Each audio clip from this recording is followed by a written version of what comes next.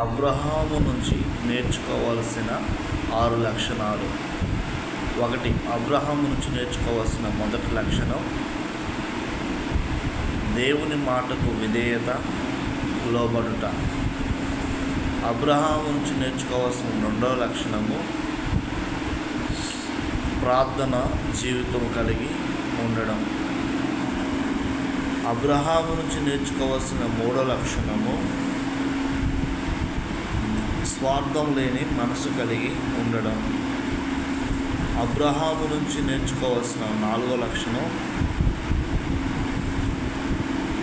దేవుడు పెట్టిన పరీక్షలో గెలవడం.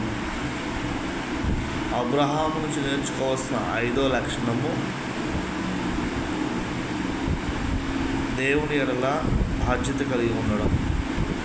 అబ్రహాము నుంచి నేర్చుకోవాల్సిన ఆరో లక్షణం దేవుని యందు విశ్వాసం కలిగి జీవించడం.